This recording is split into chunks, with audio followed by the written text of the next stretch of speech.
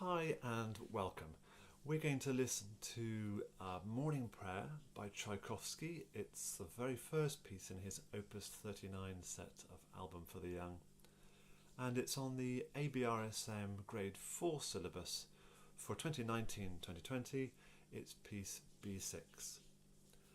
It's available in this book, published by the ABRSM, but it's also available on imslp.org.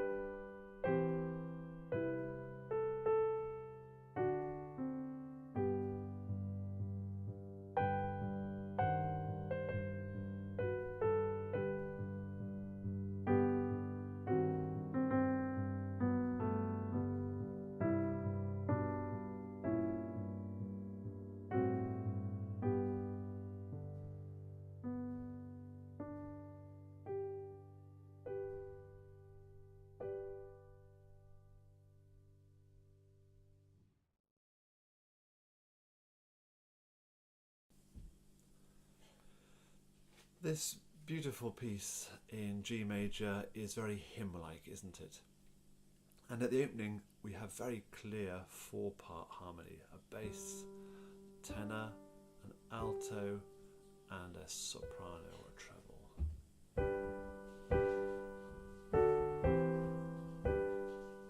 And one good way of really digging into the piece is to try and sing through the four parts.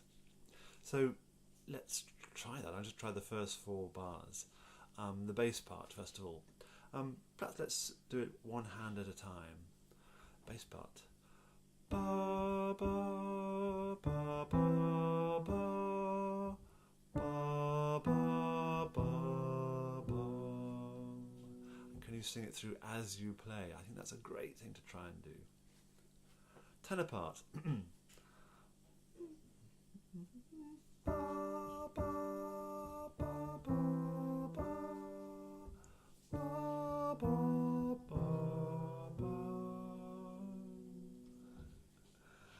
Alto part. Ba, ba, ba, ba, ba, ba, ba, ba. And the melody part, the soprano, the treble part at the top. La, da, da, da, da, da, da, da.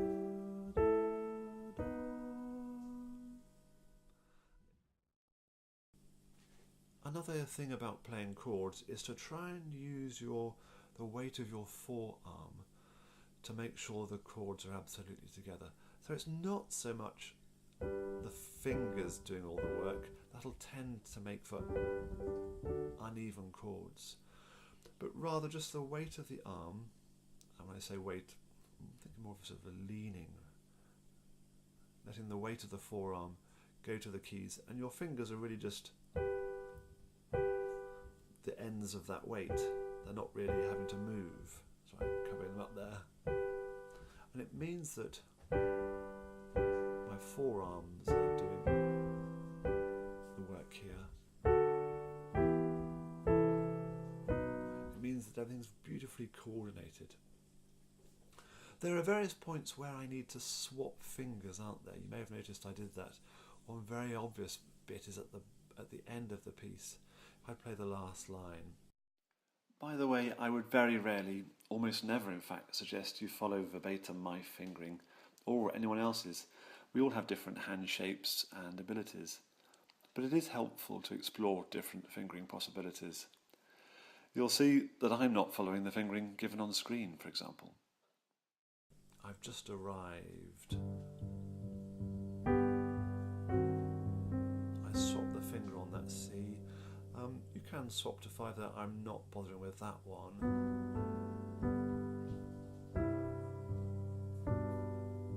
And then the right hand here has got quite a lot of swaps in the way I play it. Swapped.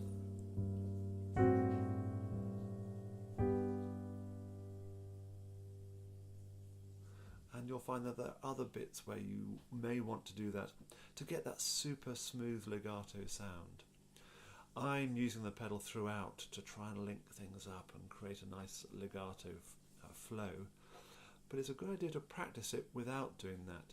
So if I do that same bit with no pedal at all, it'll sound a little bit disjunct.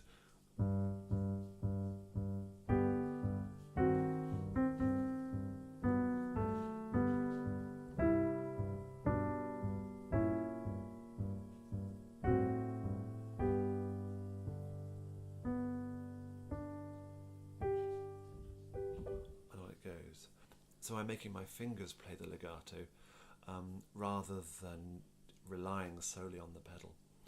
And try and feel each phrase. There are certain bits, for example, where I want other parts to come out. Bar 9.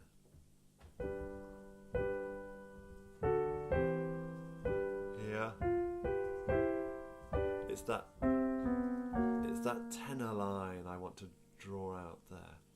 And I love the bass line at the end of the first line. If I start the second phrase from that G sharp.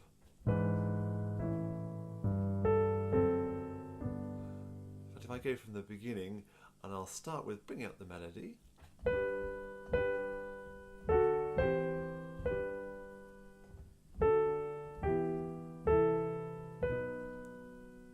And now going to possibly do that a bit too much. Now I'm going to enjoy the bass part.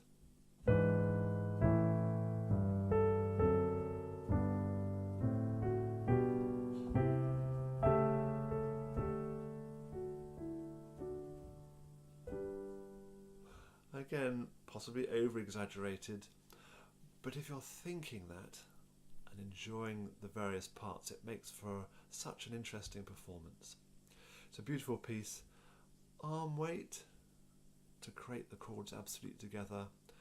Phrasing, thinking about the 4 parts. Which part do I want to hear? Do I want them to be equal? Do I want that part to come out? There's a lot in this piece. Very beautiful morning prayer.